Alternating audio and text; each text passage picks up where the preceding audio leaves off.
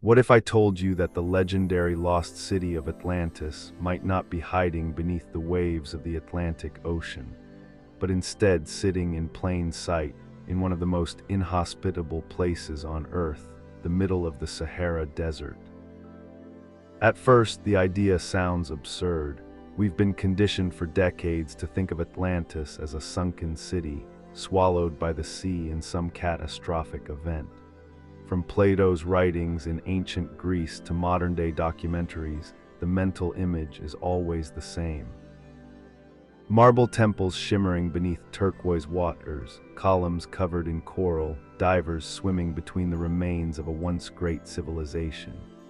And yet, thousands of miles from the ocean, in the vast golden expanse of Mauritania, there is a geological formation so strange, so perfectly circular, that it has captured the imagination of explorers, scientists, and conspiracy theorists alike. This is the Richat Structure, better known to the public as the Eye of the Sahara. Seen from space, it looks almost artificial, a series of near-perfect concentric rings, each one clearly defined, wrapping around a central plateau like ripples frozen in time. It's massive, over 40 kilometers across, so vast that you cannot fully comprehend it from ground level. It's only when viewed from above, either in a plane, a drone, or via satellite imagery, that the true symmetry becomes apparent. And that's when the comparisons to Atlantis begin to feel less like idle speculation and more like an unnerving possibility. Plato, in his works Timaeus and Critias, described Atlantis as a great island beyond the Pillars of Hercules, which we now understand to be the Strait of Gibraltar.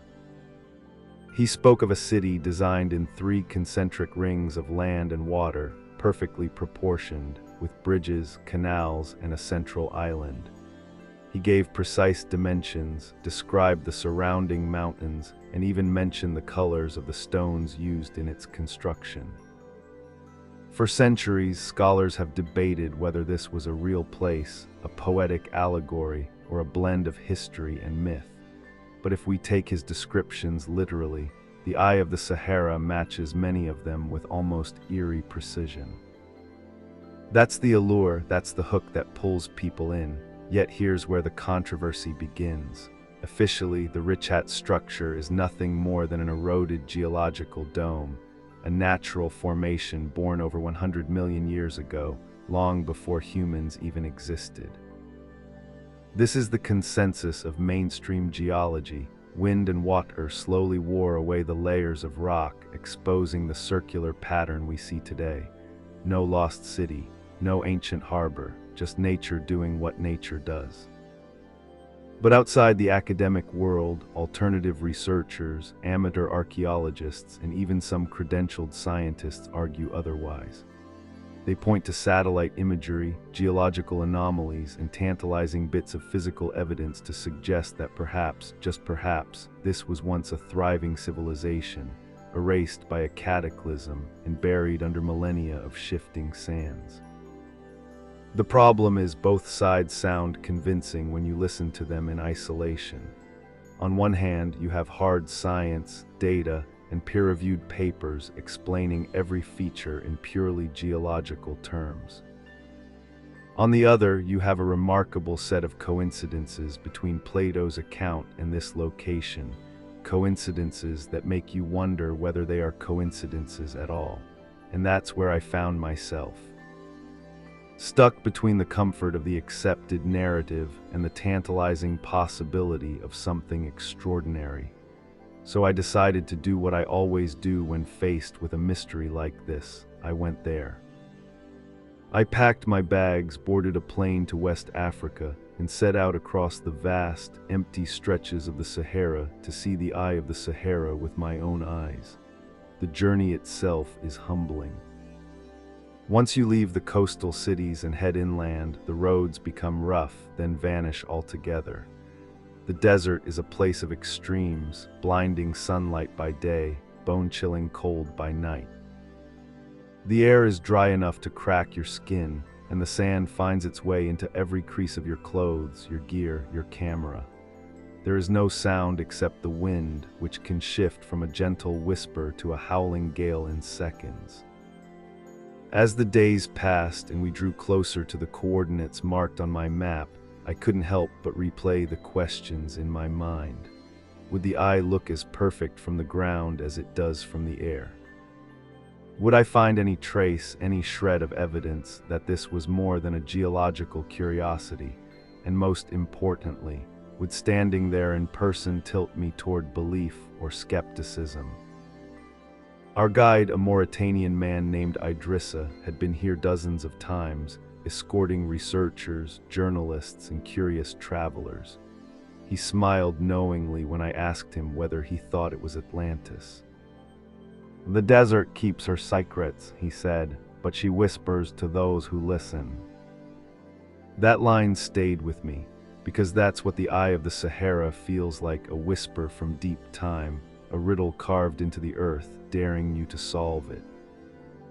This video is not just about showing you a strange rock formation, it's about taking you into that riddle. Over the next hour, we'll explore the eye from every angle, geographically, geologically, and mythologically. We'll visit key points within its rings, compare them to ancient descriptions, and see whether the evidence supports or destroys the Atlantis theory. We'll also speak to experts on both sides. The geologists who see nothing but erosion, and the researchers who see the fingerprints of an ancient civilization. And along the way, I'll share my own impressions, the things that photographs and data can't capture, the way the light plays on the ridges at sunset, the disorienting vastness when you stand at the center, and the almost physical pull you feel when you start to wonder. What if it's true? So buckle up. Whether you end up convinced, skeptical, or somewhere in between, one thing is certain. By the end of this journey, you'll never look at the Sahara the same way again. We reached the eye of the Sahara just after sunrise. The horizon was still painted in shades of deep violet and burnt orange, and the air carried a faint chill, a rare kindness from the desert. From the ground, you can't immediately see the full pattern. It's like standing inside the bowl of an enormous stadium. You feel the curvature, but the overall design is hidden from you. To really appreciate it, you have to gain elevation. That's why our first stop was a rocky outcrop on the northern edge of the formation, a place locals call the Overlook. It's one of the few high points where you can get a partial view of the rings without a drone or aircraft. Even so, what you see here is staggering, wide arcs of pale sandstone curving away in both directions, like the rim of some colossal coin pressed into the earth. Idrissa, our guide, pointed out each visible band. "That outer one," he said, "is nearly 40 kilometers across. The inner rings are smaller, tighter, like the heart of the structure." He spoke not in the language of geology, but as someone describing an old friend, intimate with every curve and contour. Standing there, I tried to imagine this landscape not as a barren desert, but as it might have been thousands, perhaps tens of thousands of years ago. Many scientific studies confirm that the Sahara was once green, dotted with lakes, rivers, and savannas. If the eye of the Sahara had been surrounded by water, as Plato described Atlantis, the view from this ridge might have been breathtaking. Shimmering blue channels circling fertile islands, the air alive with birds and the scent of growing things. I pulled out my tablet and opened a high-resolution satellite image. From space, the formation looks almost too perfect. You can trace the concentric rings as if they were drawn with a compass, each one evenly spaced, wrapping around the central plateau in a way that's hypnotic. When I overlaid Plato's proportions from Krishna's, the match was unsettling. The ratios of land to water, the diameter of the rings, they lined up with surprising accuracy. Now this is where skeptics will say, yes, but nature produces symmetry all the time. And they're not wrong. We see circular atolls in the ocean, volcanic calderas, and even glacial depressions that mimic human design. But here, the symmetry is paired with scale, location, and geological features that collectively raise eyebrows. We stayed at the overlook for nearly an hour, taking measurements, photographs, and drone footage. From above, the drone revealed the structure in all its glory, a series of pale tan and rusty red rings fading into the surrounding desert, each ridge casting long shadows in the morning light. The central plateau stood out, a flat, elevated disk about 5 kilometers across. This, according to the Atlantis theory, would have been the political and spiritual heart of the city, home to temples, palaces, and the royal citadel. Idrissa told us that when the wind is right, you can hear it whistling through certain gaps in the ridges, creating an eerie, almost harmonic sound. Some people think it's the earth speaking, he said with a half smile. Others say it's just the wind. I wanted to see how the formation aligned with the surrounding landscape, so we used a compass and GPS to map its orientation. Interestingly, several of the rings appear to be aligned roughly east-west, which could be a coincidence, or it could indicate some form of intentional layout, assuming human involvement. Plato's account does mention that the Atlanteans were skilled in geometry and engineering, capable of shaping their city with precision. Of course, the geological explanation is more mundane. The Richat structure is classified as a domed anticline, essentially, a bulge of rock layers pushed up from below, then eroded over millions of years. The concentric rings are simply the exposed layers of resistant rock, with softer materials having been worn away faster. That's the textbook answer, and it's a good one, but even among geologists, there's debate about the exact processes that shaped it. While I was setting up a time-lapse camera, Idrissa shared a local legend. The story tells of a city of gold and white stone, ruled by wise but proud kings. In their arrogance, they angered the spirits of the desert, who sent great waves of water and sand to swallow the city whole. Over centuries, the waters receded, leaving only the circular bones of the city behind. It's not hard to see how such a tale could survive in oral tradition, passed from one generation to the next, long after the original events, if they ever happened, had faded from memory. By mid-morning, the sun was high enough to erase the soft shadows. The ridges now blazed white gold under the heat, and the temperature had climbed past 30 degrees Celsius. From this vantage point, it was easy to see how erosion had sculpted the rock. The striations, the pockets where softer stone had worn away, the jagged edges where slabs had fractured. This was nature's fingerprint, unmistakable and beautiful. And yet, some of the fractures were so straight, so evenly spaced, that I found myself wondering whether human hands had ever been here, cutting or shaping. Before leaving the overlook, I took one last look through my binoculars, focusing on the inner ring. There I thought I saw a faint line, almost like a pathway or canal, leading toward the central plateau. It could have been a trick of the light or just the way the sand had settled. But in that moment, it was easy to imagine ships or barges gliding through the water, carrying goods, people, and stories to the heart of Atlantis. As we packed up our gear and began the drive toward the next stop, a closer examination of the central plateau, I couldn't shake the feeling that the eye was both revealing and hiding itself at the same time. From a distance, it whispers hints of grandeur. Up close, it challenges you with ambiguity. It's the kind of mystery that refuses to be solved in a single glance, demanding that you return, look again, and keep asking questions.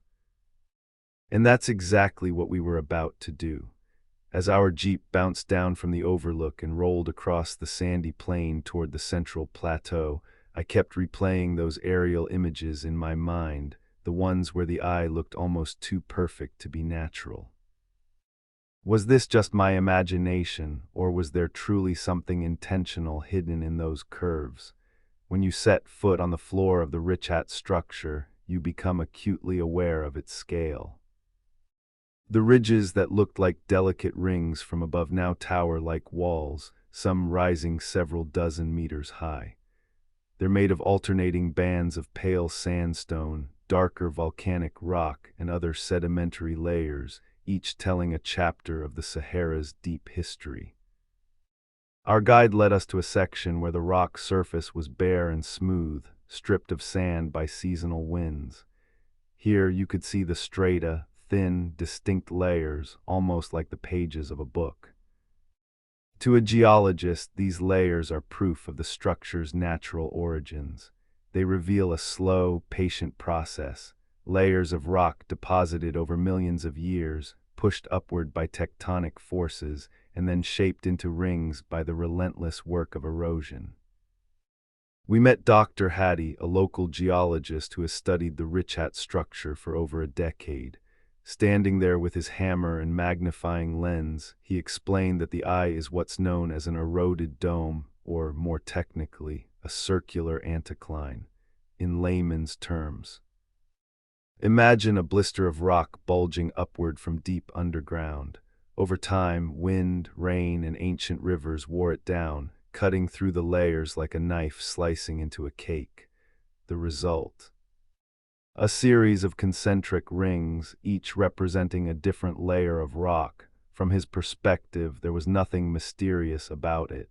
Nature makes circles, he said matter-of-factly. You just need time and the right conditions. He pointed to the quartzite ridges, extremely hard rock that resists erosion, as the reason the rings are still visible today. Softer layers in between have worn away, leaving the quartzite band standing proud. And yet, as he spoke, my eyes kept drifting to the horizon, tracing the smooth arcs of those quartzite walls. Even with the scientific explanation, it was hard not to feel like we were standing in the footprint of something designed. That's when I pulled out my notes on Plato's description of Atlantis from Krish's. He wrote that the city was composed of 3 rings of water and 2 of land, encircling a central island. The dimensions he gave, measured in stadia, the ancient Greek unit, translate to a size remarkably close to the eye's inner rings.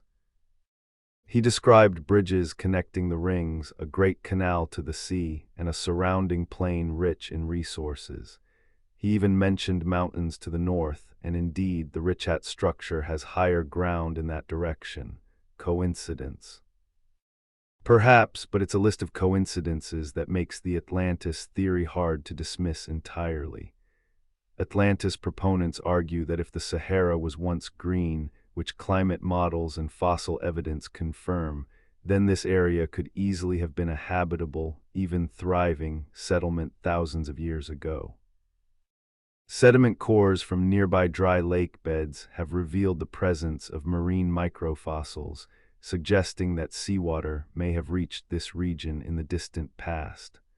Salt deposits in the area further support the idea that it was once connected to a body of water. But here's the catch: while this evidence shows that the environment could have supported life, even large-scale civilization, it doesn't prove that such a civilization existed here. The geological community remains firm. No stone foundations, no carved inscriptions, no clear signs of human engineering have been found within the eye. Without these, they argue, the Atlantis theory is speculation at best. Still, some anomalies keep the debate alive. For example, satellite imagery has revealed what appear to be straight-line features beneath the sand in parts of the eye, lines that some interpret as the remains of walls or roads. Ground-penetrating radar studies by independent researchers have suggested there could be subsurface structures, though these findings have not been peer-reviewed or verified by the broader scientific community. Dr. Hattie is aware of these claims. Sand plays tricks, he said. Wind patterns can create straight lines just like water can carve perfect curves. Humans see patterns in nature, sometimes they are real, sometimes they are illusions. I asked him whether he believed there was any possibility of human involvement here. He paused for a moment, then shrugged. We cannot rule out that humans lived in or near this place when the Sahara was green, but a global maritime civilization like Atlantis. That is another story entirely. After he left, Idrissa leaned in and said quietly, "You know, some people here do not trust the scientists. They think they are hiding something. That they know more than they say." It was a reminder that, just like the sands here, the layers of belief and skepticism shift constantly. We spent the rest of the afternoon walking between two of the inner rings, measuring distances and examining the ground. In several spots, we found clusters of small stones arranged in loose patterns. They could have been the remains of ancient hearths or simply the random scatter of erosion. Without excavation, we couldn't know. But standing there between those massive arcs of stone, I couldn't help but imagine what this place might have looked like if it were Atlantis. Canals glistening in the sun, ships gliding between the rings, marketplaces buzzing with traders from across the ancient world. The scale of it would have been breathtaking, a city unlike anything else on Earth at the time. As the shadows lengthened and the desert wind picked up, we made our way back to camp. The scientific explanation still stood strong in my mind, but so did the feeling that there was more to the story than geology alone could tell. The next morning, we would head toward the central plateau, the so-called heart of the eye, to search for anything that might tip the scales. Either toward the comfort of natural explanation, or toward the tantalizing, impossible idea that Atlantis once stood here. The desert light at dawn is unlike anything else. It doesn't burst suddenly over the horizon like in the tropics, nor does it creep reluctantly as it does in the far north. Here in the Sahara, sunrise feels like a slow exhale, the darkness thinning to charcoal, then to copper, then finally to blinding gold. And at the center of it all, shimmering faintly through the early haze, was our target, the central plateau of the eye.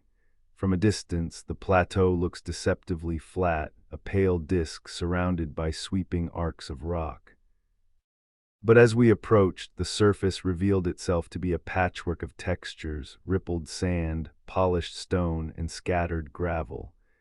The terrain is uneven, rising and falling in gentle swells as if the ground itself were breathing. Idrissa told us this plateau is often referred to by locals as the Table of the Kings. He couldn't say exactly why, but the name carried a certain weight. If the rings of the eye were once waterways, then this plateau would have been the prime real estate, an elevated, defensible hub connected to the rest of the city by bridges or causeways. That's exactly how Plato described the central island of Atlantis, a political and spiritual core, home to temples, gardens, and palaces. Of course, the plateau today is barren. No ruins, no visible walls, no remnants of ancient architecture, at least not above the surface.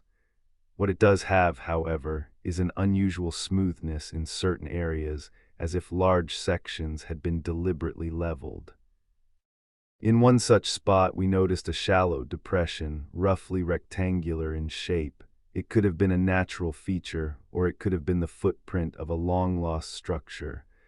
I dropped to one knee, running my hand across the surface. The stone here was different, harder, denser, with faint striations that seemed to run in parallel lines. It wasn't enough to make any definitive claim, but it added to the sense that the plateau was more than just another chunk of desert rock. We began to fan out, each of us taking a sector to scan with a combination of the naked eye, GPS mapping, and a handheld metal detector. The device occasionally chirped, usually over fragments of rusted metal, the kind you might expect from old nomadic camps or modern expeditions. But once it gave a longer, deeper tone. Digging down, we found a small, corroded object about the size of a coin.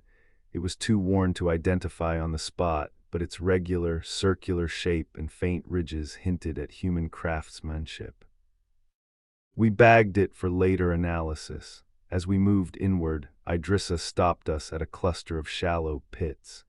He explained that these were sometimes filled with water during the rainy season, rare pockets of life in an otherwise arid environment. I remembered reading a fringe theory that suggested the plateau might have had an underground cistern system, funneling water from the surrounding rings to sustain the central settlement. If true, these pits could have been access points. If false, well, they were just puddles in a desert, and that's the constant dance here. Every feature has two stories. The geological story, shaped by erosion, uplift, and weathering, and the speculative story, built, engineered, or adapted by human hands in a distant age. I had brought along a high-resolution printout of the eye's topography, overlaid with Plato's dimensions. Standing at the plateau's center, I held it up and turned slowly in place, aligning the map with the ridges on the horizon. The match was uncanny. From here, you could imagine the inner ring as a glistening harbor, the outer rings as defensive moats, and the plateau itself as a place of bustling life.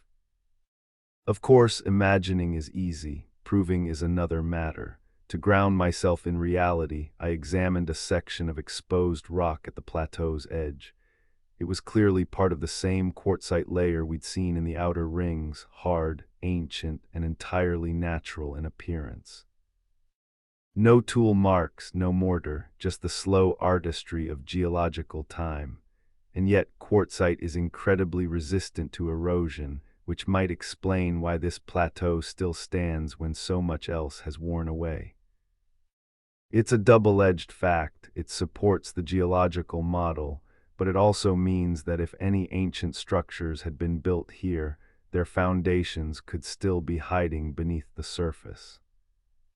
By midday, the temperature had soared past 40 degrees Celsius. The heat shimmered off the stone like invisible flames, and every breath felt like inhaling from a hair dryer. We retreated to the shade of a temporary canopy Idrissa had set up, sipping warm water from canteens while staring out over the plateau. That's when he told us another local tale. According to this version, the plateau was once the seat of a ruler whose wealth was so great, his palace walls were plated with orichalcum, the mysterious metal Plato also mentioned in his account.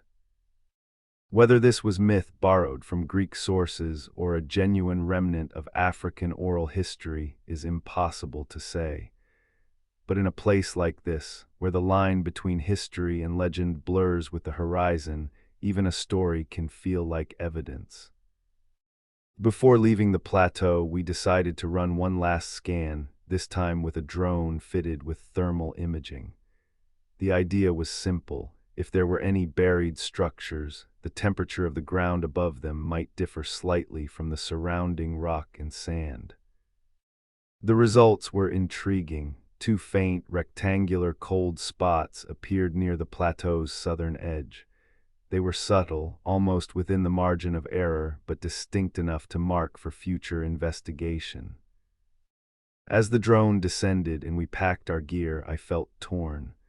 The plateau had offered no smoking gun, no fallen columns, no carved inscriptions, yet it refused to let go of its mystery. Every geological explanation seemed plausible, but so did the idea that something once stood here, erased by time and swallowed by the desert. If the plateau was the heart of the eye, then the features surrounding it, the arcs of stone, the possible canals, and the open spaces between, might have been its lifeblood. To understand the whole, we needed to trace these lines outward, into the spaces where land and water might once have met. From the central plateau, the outer rings look like vast crescent moons, each one embracing the next in a perfect embrace. These arcs of stone rise and fall gently, sometimes disappearing beneath drifts of sand before re-emerging like the back of a serpent breaking through waves. It's here, in the spaces between them, that the most intriguing part of the Atlantis theory takes shape.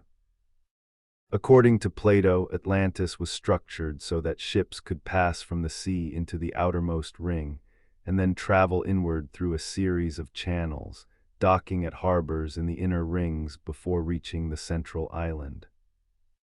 In the eye of the Sahara, proponents of the theory believe these spaces between the rings were once waterways, now long dry, but still preserved in the gentle depressions that run between the arcs of quartzite. We started our survey along the northern sector, walking through what might have been such a channel. The ground here was different, a finer, lighter sand mixed with silt, almost like the bed of an ancient river. Idrissa explained that during the short rainy season, water does pool in these lower areas, sometimes flowing briefly before vanishing into the thirsty ground. That seasonal trickle could hint at a time when these channels were permanently filled, fed by rivers or perhaps even connected to a distant coastline. To test this idea, we collected soil samples at various points along the depression. Back at camp, our portable field kit would allow us to check for salinity, a clue that seawater might have once reached this far inland. Sure enough, even with our basic tools, we detected a trace amount of salt, far higher than in the surrounding dunes. It's not conclusive proof of marine connection, but it's another puzzle piece. We continued toward the outermost ring, noting how the quartzite ridges here were less weathered than those closer to the center. Geologists explain this as normal. The outer layers are younger and have endured less erosion. But to a mind leaning toward human involvement, it could also suggest deliberate reinforcement, as if the outer ring was built to withstand more exposure, possibly even the force of waves. Along the way, Idrissa told us of a strange phenomenon known among local nomads. After heavy rains, when the depressions briefly fill with water, the channels sometimes align so perfectly with the moonlight that you can see a shimmering reflection stretching in a straight line toward the plateau. To them, it's a sign of the desert remembering its past. We set up a small drone to map these depressions in greater detail. The aerial footage was striking. The channels curved in wide, graceful arcs, but in several places, they seemed to connect with suspiciously straight segments, the kind of geometric precision you wouldn't normally expect from random erosion. Were these just quirks of the landscape or the ghosts of long-lost engineering? By mid-morning, the heat was already turning the air into a rippling mirage. We paused at a point where the second and third rings are closest together, the canal between them narrowing to less than 100 meters. If this really had been a waterway, it would have been an ideal choke point, easy to defend, easy to control traffic. I couldn't help but picture ancient ships moving through this gap, their sails billowing, crews shouting as they navigated into the inner harbor. Of course, the practical realities are harder to imagine.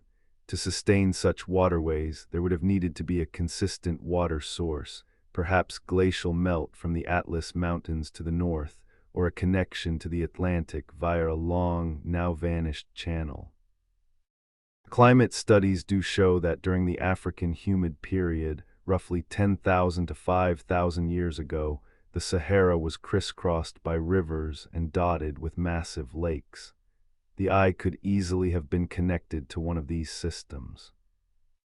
We took more measurements, noting that the depressions between the rings were surprisingly uniform in depth, averaging just under 6 meters. That could be natural leveling from erosion, or it could be deliberate excavation. In some spots, we found clusters of rounded stones unlike the angular debris from the surrounding ridges. Such stones are often associated with riverbeds, tumbled smooth by long exposure to moving water. Idrissa then led us to what he called the twin wells, two circular depressions side by side, both about 4 meters wide and perfectly round. They were dry now, but the walls were lined with a different type of stone, darker and more porous, almost as if they'd been lined intentionally to hold water. I crouched beside one, running my hand over the inner wall. The stones fit together too neatly to be a simple accident of erosion. I marked the GPS coordinates. This was worth a closer look. As we moved back toward the plateau, I tried to reconcile the two narratives in my head. The geologist's view, an ancient dome, cracked and weathered, with lower areas collecting seasonal runoff. The Atlantean view, an intricate system of canals and harbors, long since drained, leaving only these skeletal traces. Both could fit the physical evidence, and that's what makes this place so infuriating and so compelling. One thing is certain. Water, whether from rainfall, rivers, or the sea, once shaped this land. Whether it was the tool of nature alone or guided by the hand of a forgotten civilization remains the unanswered question. By the time we reached the shade of the plateau again, the sun was a blazing white disk directly overhead. The landscape shimmered like molten gold, and the quartzite ridges seemed almost to hum in the heat. We reviewed our drone footage on a small tablet, watching the channels snake through the eye's rings like veins through a living organism. If these channels and depressions were once the arteries of a living city, then perhaps the next step was to search for its beating heart, not above the surface, but hidden deep below, in places where the desert still guards its oldest secrets. Our next destination wasn't something we could see, at least, not with the naked eye. It was what might lie beneath the surface, buried chambers, foundations, or ancient voids that had resisted both erosion and time. If Atlantis ever existed here, as some believe, its grand structures may not have vanished, but instead been entombed, sealed beneath the sand and stone. And so we turned to technology. Idrissa led us to a remote corner of the second ring, where a small research station had been erected by a visiting European team the year before. Though their funding had since dried up, the shelter remained intact, a solar-powered outpost used by independent researchers, fringe theorists, and the occasional university graduate chasing a thesis. Inside was a functioning, ground-penetrating radar system, along with the battery backups and laptops needed to process the data. It was nothing flashy, cobbled together with parts from 3 different manufacturers, but it worked. I helped unpack the sensor unit and drag the sled across the dry, rocky ground. As it scanned beneath the surface, the system displayed crude readouts on the laptop, showing variations in density, gaps in the stone, and possible voids. It's not like in the movies. There are no perfect 3D visuals or glowing red chambers. Instead, you look for anomalies, sections where the signal reflects differently, where something beneath breaks the expected pattern. After a few false starts, we found one. At a depth of roughly 4.7 meters, in an area just east of the central plateau, the radar registered an unusual rectangular cavity, about 6 meters wide, 12 meters long.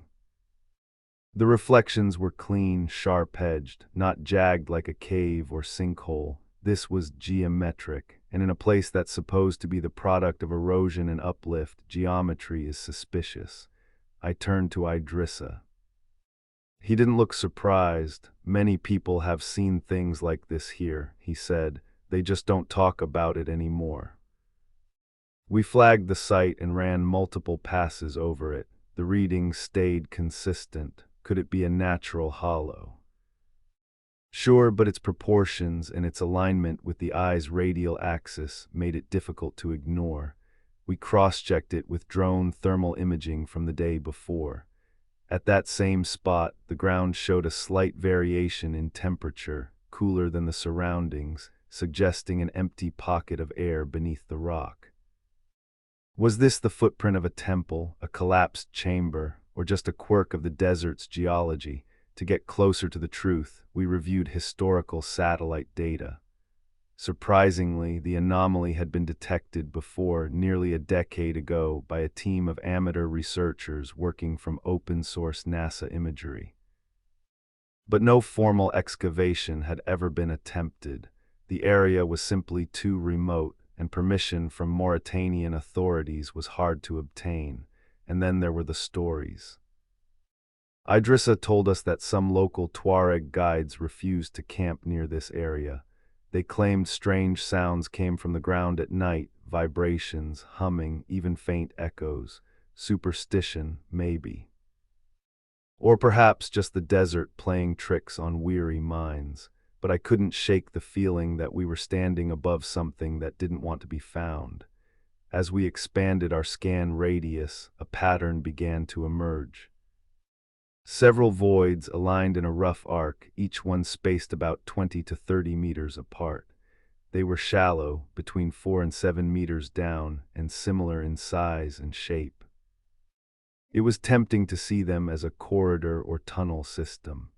In fact, they matched the layout of certain Mycenaean and Mesoamerican substructures, chambers laid out in sequence, possibly connected underground. But without digging, it was all speculation. Still, the potential implications were staggering. If these were indeed man-made, it would suggest a level of engineering far more advanced and far more ancient than anything currently attributed to this region. And if the structure's age matched the climate data for the last green Sahara period, then we'd be talking about a civilization that flourished over 8,000 years ago, possibly even 10,000. That timeline is controversial for obvious reasons. It places urban planning, canal systems, and advanced architecture in a time when, according to mainstream history, humanity was still largely nomadic, living in small, tribal communities. But the eye challenges that story.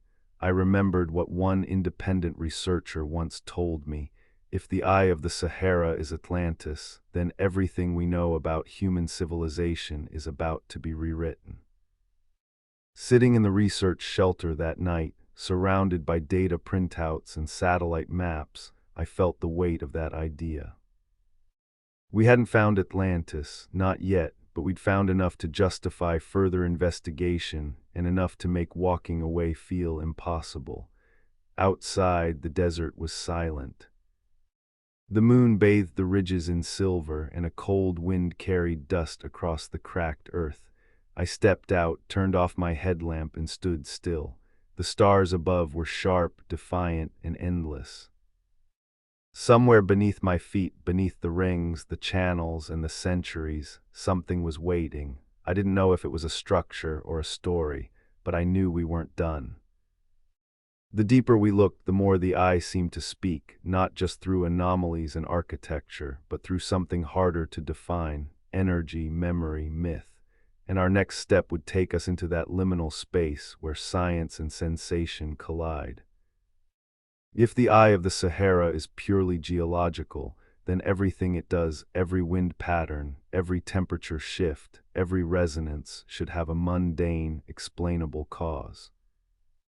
But here, just as in other mysterious sites around the world, there's another layer to the story. A layer that doesn't appear in geological surveys or academic journals, but instead in whispered tales, personal experiences, and the kinds of measurements that make mainstream scientists roll their eyes. It started with a frequency.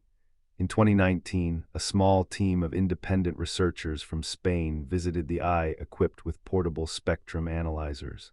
They were following up on reports from amateur radio operators who claimed that the eye was noisy on certain shortwave frequencies, even though there were no transmitters for hundreds of kilometers. Over several days, they recorded a consistent, narrowband frequency spike, peaking at approximately 14.2 kHz, strongest along the inner ring, and fading toward the outer edge. Now 14.2 kHz isn't magic in itself. It's within the range of natural electromagnetic phenomena. Think of lightning strikes or mineral interactions.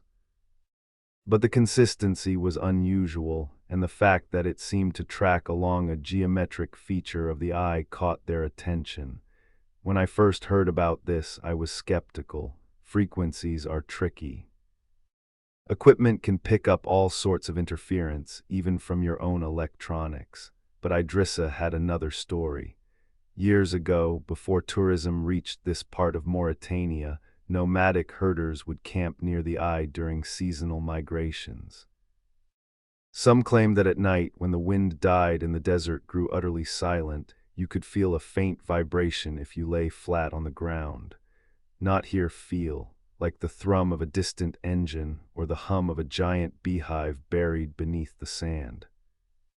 Most dismissed it as imagination or the side effect of blood rushing in your ears, but some swore it was real.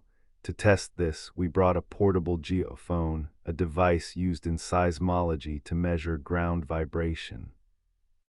We placed it in 3 locations: the central plateau, the midpoint between the second and third rings, and an area outside the eye entirely as a control. The control location registered nothing unusual, just the occasional low-frequency rumble from distant wind gusts. But in the central plateau, there was a faint, rhythmic oscillation. It wasn't constant, and it didn't match wind patterns. It pulsed irregularly, like breathing. Could it be the expansion and contraction of rock as the desert heated and cooled? Possibly. Could it be microseismic activity from deep underground? Also possible. But in places like this, possibilities are doorways, and that's where the lore comes in. Idrissa took us to meet an elder named Akim, who had lived his entire life in the region. He was a storyteller in the truest sense. His words carried the cadence of a man who knows that truth and myth are sometimes the same thing. Sitting by a small fire, he told us of the eye that watches. In his version, the eye was not a city, but a living being, a guardian placed in the desert by ancient sky spirits to watch over a hidden treasure. Its rings were its sight, its hum was its breath, and its silence was its warning. According to Akim, those who spent too long in the inner ring without offering respect, traditionally, a gift of water poured onto the sand, would be plagued by restless dreams and illness until they left the desert. He laughed when I asked if he believed the eye could heal as well as harm. A place of power, he said, does not choose sides, it only is. It reminded me of similar stories from other so-called energy sites: the Bosnian Pyramids' 28 kHz beam, the Sedona vortexes in Arizona, the stone circles of southern Africa where locals speak of dizziness and vivid dreams. In every case, there's a tension between measurement and meaning. You can record a frequency, a magnetic anomaly, or an unusual mineral content, but whether that's a healing field or just geology doing its thing is up to interpretation. Still, we decided to push the experiment further. That evening, as the temperature dropped and the wind stilled, we set up a simple meditation circle at the plateau's center, not as a spiritual ritual, but as a way to experience the environment with full attention. 10 minutes passed, then 20, and somewhere between awareness and drowsiness I felt it, a faint tingling in my fingertips like static from an old television screen. Was it suggestion, the desert playing with my nerves? I couldn't say. But the others in the group, including our cameraman, a hardened skeptic, reported the same sensation. The next morning, before we left the plateau, I tried Akim's offering. I poured a small flask of water onto the sand, watching it vanish instantly into the thirsty ground. There was no flash of insight, no sudden burst of energy, but as we walked back to the jeep, Idrissa smiled. "Now," he said, "the eye knows your name." What struck me most was how easily this energetic narrative wove itself into the larger mystery. The eye's geometric perfection, its possible ancient waterways, its buried anomalies, all of these fed into a sense of intentionality, of design.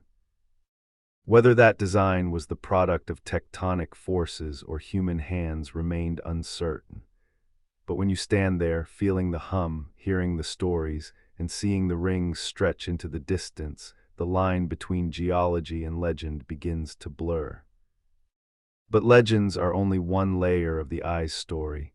To move forward, we needed to test its history, not with myths or measurements of energy, but with the oldest forensic tool we have, the timeline written into the earth itself. If we're going to seriously consider the idea that the eye of the Sahara could be the remains of Atlantis, then we need to know when it formed, and more importantly, when it might have been habitable. Without a timeline, the theory collapses under its own weight. The mainstream geological consensus is blunt. The Richat Structure began forming over 100 million years ago. That's the Cretaceous period, the era of dinosaurs, long before humans appeared. The uplift of the dome happened much later, but still in the range of tens of millions of years. Erosion has been working on it ever since, slowly carving out the rings we see today. From that perspective, the eye was already ancient when the first humans walked the earth. But the Atlantis theory doesn't necessarily challenge that geological formation date. Instead, it suggests that humans may have discovered and used the structure during a much later period, when the Sahara was green, between roughly 12,000 and 5,000 years ago. To pin down this green window, we spoke to Dr. Fadwa, a climate scientist specializing in North African paleoenvironments. Sitting under the shade of a canvas awning, she explained that during the African humid period, monsoon rains penetrated deep into the Sahara, transforming it into a lush landscape of rivers, lakes, and grasslands. This was not a brief event, it lasted thousands of years, providing more than enough time for civilizations to rise and fall. Lake sediments and fossil pollen from across the region confirm this. Even the eye itself holds clues. Patches of fossilized mollusks, traces of ancient streambeds, and deposits of fine silt, the kind carried by slow-moving water, not by wind. These are the layers we needed to study. The problem is that dating geological features directly is tricky. You can't carbon date rock. Instead, you date the materials found within or on top of it, things like charcoal, bone, or shells, and here's where things get interesting. In 2015, a small excavation on the outer ring uncovered fragments of freshwater mollusk shells buried in a sediment layer about 1.5 meters deep. Radiocarbon dating placed them at roughly 8,400 years old. This doesn't mean the eye itself is 8,400 years old, but it does mean there was standing water here at that time. And that overlaps neatly with the African humid period. Even more compelling are the scattered stone tools found at various points around the eye, arrowheads, scrapers, and blade fragments. Most are Neolithic, dated between 5,000 and 7,000 years old, and are consistent with nomadic or semi-settled communities. No temples, no palaces, but evidence that humans were indeed here when the Sahara was alive. From a purely archaeological perspective, that's not surprising. The eye's natural structure, its rings and central plateau, would have been a natural gathering point, a defensible high ground with easy access to surrounding waterways. Even without the Atlantis connection, it makes sense that people would settle or camp here. But there's a tension in the dating game. Atlantis, as described by Plato, supposedly existed around 9,000 years before his own lifetime, which would place it somewhere around 11,500 years ago, right at the tail end of the last ice age. That date coincides almost perfectly with a major climate event known as the Younger Dryas, a sudden cooling period that disrupted global weather patterns and, some believe, triggered massive floods. For Atlantis proponents, this is the smoking gun. If the eye was lush and wet during the early African humid period, and then struck by catastrophic flooding during the Younger Dryas, it fits the narrative of a city destroyed in a single day and night of misfortune. But skeptics push back hard. They argue that the Younger Dryas floods would have affected coastlines, not inland structures like the eye. They also point out that there's no direct evidence, no datable remains of man-made buildings to tie this specific location to that specific event. The real sticking point is the gap between geology and archaeology. Geologists see a formation millions of years old, reshaped by wind and water.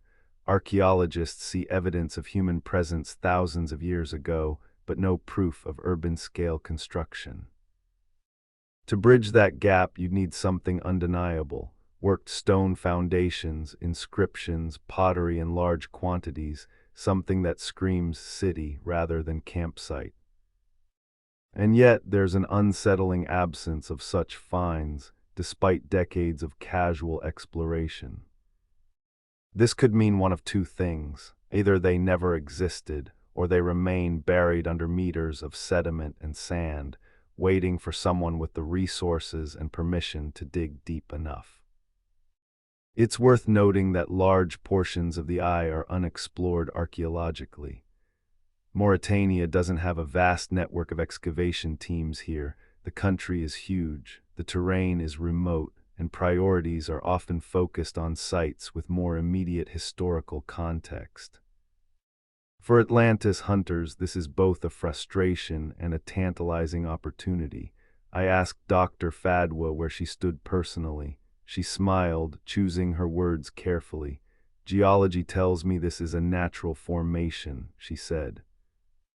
"Climate science tells me it was once habitable. Archaeology tells me people were here. Myth tells me something else. The truth, it may be all of these things." It's the most honest answer I've heard on this trip.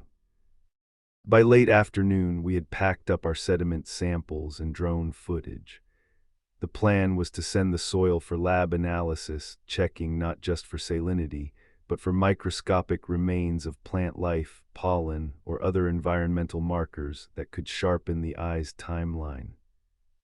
The results wouldn't come for weeks, but as the sun dipped low, casting long shadows across the quartzite rings, I realized that the real value of dating the eye wasn't just in confirming or denying Atlantis.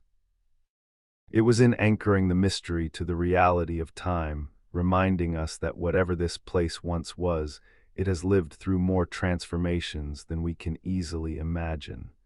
Still, dates and data can only tell part of the story.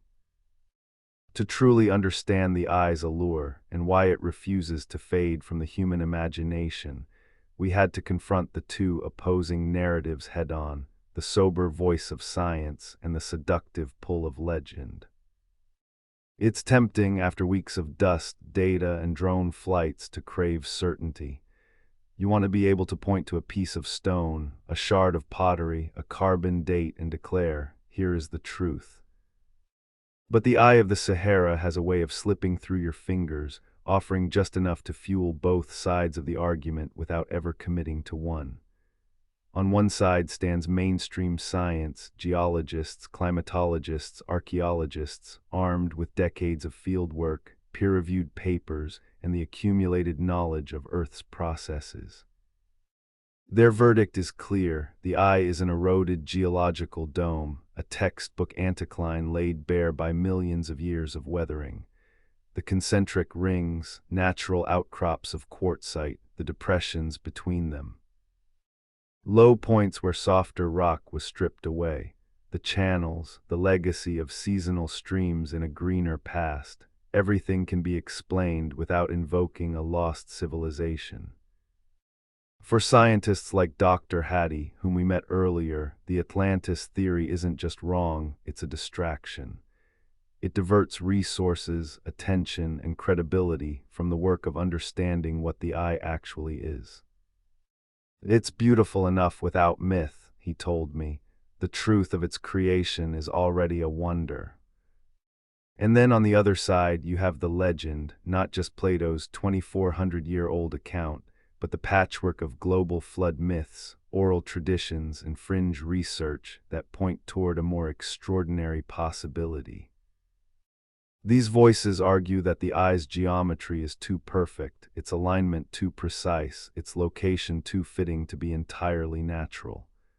They bring in climate data, satellite imagery, and the occasional anomaly, a buried chamber here, a salinity spike there, as breadcrumbs leading toward something that could rewrite history. To them, the absence of direct archaeological evidence isn't proof of absence. It's proof of how much we haven't looked. They point to the vast stretches of unexcavated terrain, the logistical and political barriers to conducting digs, and the fact that sand and erosion can hide almost anything for millennia. And somewhere between these poles is the middle ground, those who admit that while the eye's origins are almost certainly geological, that doesn't preclude human interaction. After all, history is full of examples of civilizations building on natural features. Machu Picchu on a mountain ridge, Petra carved into a sandstone cliff, the temples of Malta atop bedrock outcrops. Why not here? Why couldn't the eye's natural form have been adapted, modified, and inhabited during the Sahara's green period? We decided to stage an informal debate, not on a stage, but right there in the shadow of the central plateau. Idrissa, our guide, would moderate between Dr. Hattie and a visiting researcher named Elena, who had spent the last decade studying ancient flood events and believed strongly that the eye fit Plato's Atlantis model. Dr. Hattie began, sketching the eye's cross-section in the sand with a stick. He explained how each ring corresponds to a layer of resistant rock and how erosion naturally shapes such formations into circular patterns. He cited other, less famous examples in Africa and Australia. His tone was measured, confident, the kind of certainty that comes from knowing your field. Elena countered with satellite overlays, showing the eye's measurements matched almost perfectly with Plato's stated dimensions. She talked about the salinity readings, the fossil evidence of marine life, and the way the central plateau's elevation fits the description of Atlantis's Acropolis. She acknowledged the lack of direct artifacts, but argued that the combination of geographic, climatic, and structural similarities was too much to dismiss. The conversation moved back and forth. Dr. Hattie dismissed the geometric match as coincidence. After all, if you look hard enough, you can find patterns anywhere. Elena countered that patterns are precisely how we recognize design. They sparred over the Younger Dryas flood hypothesis, over the interpretation of satellite structures, over whether oral traditions should be considered legitimate historical data. I found myself nodding with both of them in turn. What struck me wasn't the points they disagreed on, but the things they agreed on without realizing it, that the Sahara was once fertile and green, that the eye would have been an extraordinary landmark in that landscape, that humans almost certainly knew of it and may have visited or camped here, that much of its archaeological potential remains unexplored. It reminded me of a truth I've seen at other sites.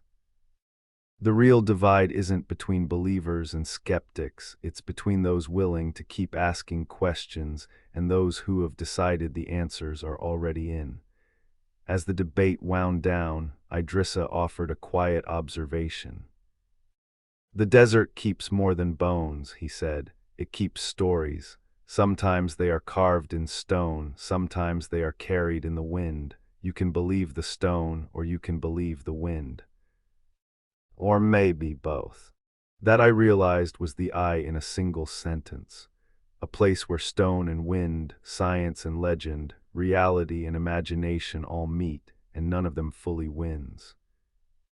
The sun was setting by the time we packed up, the light turning the quartzite ridges into glowing ribbons of gold. In that moment, it didn't matter which side you leaned toward. The eye was magnificent. The fact that it could inspire such passionate debate was part of its magic. And as the desert swallowed the last of the daylight, I began to think about my own verdict, not as a scientist or a historian, but as a witness who had stood in the eye's shadow and felt its pull. There's a certain humility that comes from standing in a place like this. You arrive expecting answers, clean, satisfying conclusions that you can bring back like souvenirs, but the eye doesn't give you answers, it gives you layers. And the deeper you look, the more you realize that the truth here may not fit neatly into a single story. From above, the eye of the Sahara is geometry etched into the face of the earth, perfect arcs, concentric symmetry, a shape so striking it begs for an explanation. From the ground, it's a landscape of stone and sand, quiet except for the wind. And beneath the surface, well, perhaps there are secrets there, or perhaps just more stone, waiting for someone patient enough and curious enough to find out. I think about the voices we've heard on this journey, the scientists certain that the eye is a natural formation millions of years old, the researchers certain that it's the remains of Atlantis, destroyed in a cataclysm thousands of years ago. The locals who speak of it as a living presence, neither city nor ruin, but a guardian of the desert. And somewhere in between, the possibility that all of them are right in some way, that the eye began as a geological wonder and later became a stage where human history, myth, and imagination played out.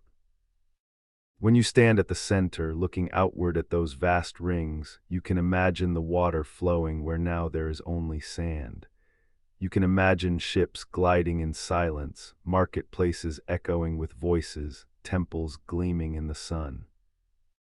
You can imagine it not because you want it to be true, but because the shape itself invites the imagining.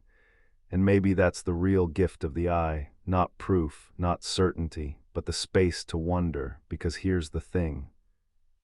Whether or not Atlantis ever stood here, this place is a wonder. It is a record of deep time, of continents shifting and climates changing, of the Sahara as rainforest, savanna, and desert in turn. It has been a landmark for travelers for millennia, a fixed point in a sea of shifting sand, and it has become, in our time, a mirror reflecting back whatever story we bring to it. As the last light faded, Idrissa and I stood together in the cooling air. I asked him what he thought, really thought, after all these years guiding people here. He looked out across the rings, his expression unreadable in the half-light. I think, he said, that the eye belongs to the earth first, but it also belongs to anyone who stands here and listens. It will tell you a story, but it will not tell you whether that story is true. That night, as we drove away, the eye slowly vanished into the darkness behind us. But the image stayed, those perfect circles, that central plateau, the long shadows of the ridges. It stayed not as a solved puzzle, but as an invitation, an open door in the desert. So what's my verdict? I can't tell you for certain that the eye of the Sahara is Atlantis, but I can tell you that it is Atlantis enough to keep the legend alive, a place where the imagination can anchor itself to the land, where myth and science shake hands under the same sky. And maybe in the end that's what really matters. Because whether you believe in lost civilizations or only in the slow, patient artistry of geology, the eye of the Sahara is a reminder of something bigger than both. That our planet is full of places that defy easy explanation, that dare us to keep exploring, keep questioning, and keep telling stories. And if you ever find yourself crossing the endless sand and you see those rings rising on the horizon, do yourself a favor. Stop, stand at the center, and listen, because if you're quiet enough, you might just hear the eye looking back. If you've enjoyed this journey into one of the world's great mysteries, hit the like button, subscribe for more expeditions into the fringe, and let me know in the comments. Do you think the eye of the Sahara is Atlantis, or is it something even stranger? The desert still has many secrets. Maybe next time we'll uncover another. The desert still has many secrets. Maybe next time we'll uncover another.